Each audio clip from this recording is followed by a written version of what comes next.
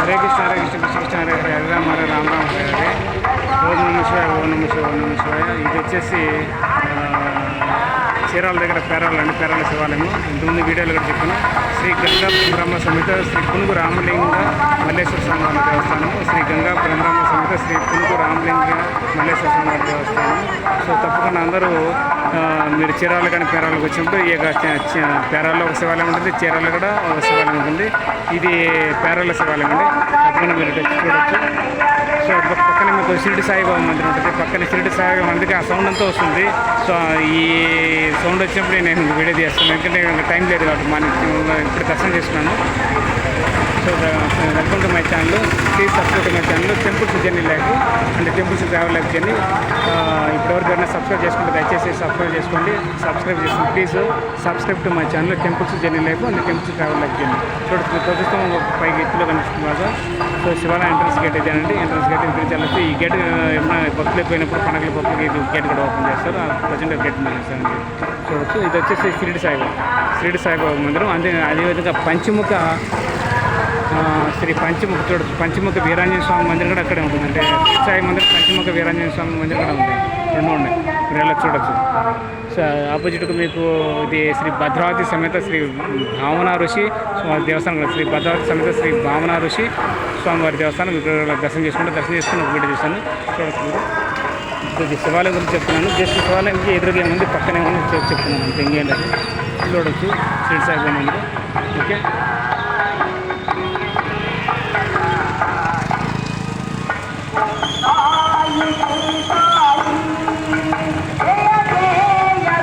So ఇట్లా వెళ్ళచ్చు. మీరు వెళ్తే మీకు ఎదురుగా కనిపించేది షిరిడి సాయిబాబా మందిరం.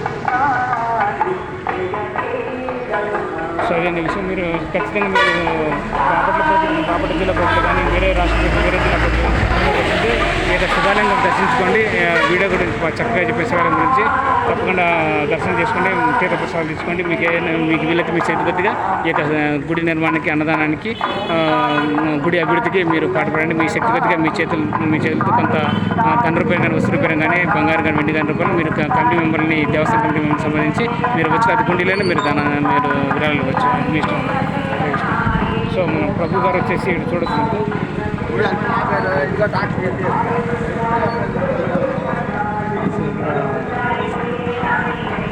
చూడొచ్చు మీరు రథశాల అనేది శ్రీ గంగా బ్రహ్మాంబ సమేత పునుగు రామలింగేశ్వర స్వామి దేవస్థాన కారాల పెద్ద రథం. సో పెద్ద రథం తయారు చేసి పెద్ద రథశాల నిర్మాణంతో స్థానము సమర్పించిన వారు శ్రీ తేలప్రోలు రమేష్, కనక పరమేశ్వర దేవస్థానం చైర్మన్ పేరాల విజయలక్ష్మి గారు. సో రథశాల ముందు భాగము షట్టర్ సమర్పించిన వారు శ్రీ కాజీ శ్రీనివాసరావు గారి పేరాల. ధర్మ నిర్మాణం ఆర్గనైజర్ వచ్చేసి చూడవచ్చు. రథ నిర్మాణ ఆర్గనైజర్ అన్నదాత పాండురంగారావు గారు. వాళ్ళ సెల్ నెంబర్ 9051272281. అదేవిధంగా ఆలయ వ్యవస్థాపక కుటుంబీకులు వచ్చేసి శ్రీ పలమర్తి రాజేంద్ర ప్రసాద్ గారు. Cell number 720750800. సో ఇది మీరు కూడా సమర్పించవచ్చు. ఆల్రెడీ వాళ్ళు రథ నిర్మాణ ఆర్గనైజరు, ఆలయ వ్యవస్థాపక కుటుంబీకులు. సో రథం ముందు భాగం షట్టర్ సమర్పించిన వాళ్ళందరూ పేర్లు ఉన్నాయి. సో శ్రీ తేలపురం రమేష్ గారు కనకాపురం దేవస్థానం చేసిన ఆయన పెద్దరథంలో రథశాల నిర్మాణానికి ధనం సమర్పించారు. ఆల్రెడీ ధనం సమర్పించేశారు. మీరు దాంట్లో మీరు ఇతర నిర్మాణానికి చేయొచ్చు. ఈ యొక్క రథం వచ్చేసి ఎక్కడ పెడుతున్నారంటే చూడొచ్చు. ఇక్కడ ఈ ప్లేస్లో మనకు రథం పెడుతున్నారు. ఇది రథం పెట్టేటువంటి ప్లేస్. ఈ ప్లేస్లో మీకు ఈ రథం అనేది ఇక్కడ పెడతారు. సో త్వరగా నిర్మాణం సాగుతుంది. అప్పుడు అత్యద్భుతంగా తయారవుతుంది ఈ రూపం. సో చక్కగా ఉంటుంది. చూడొచ్చు మీరు. ఇది చక్కటి ప్లేస్ కొత్తగా నిర్మిస్తున్నారు. ఈ నిర్మాణానికి అందరూ సహకరించండి. ఇదే శ్రీ గంగా బ్రహ్మాంబ సమేత శ్రీ పునుగు రామలింగ మల్లేశ్వర స్వామి వారి దేవస్థానం. నెక్స్ట్ మీరు వెళ్ళండి. అది ఎంట్రన్స్ గేటు అట్టించి రావచ్చు. అది ఎంట్రన్స్ గేట్ అట్టించి వచ్చేసి మీరు ధ్వజస్తంభానికి మొక్కి ప్రదక్షిణ చేసేసుకొని గిరి ప్రదక్షిణ చేసేసుకొని నేను చెప్పిన సంస్కృత ప్రకారం లేదా నార్మల్గా మీరు గిరి ప్రదక్షిణ చేసుకోవచ్చు.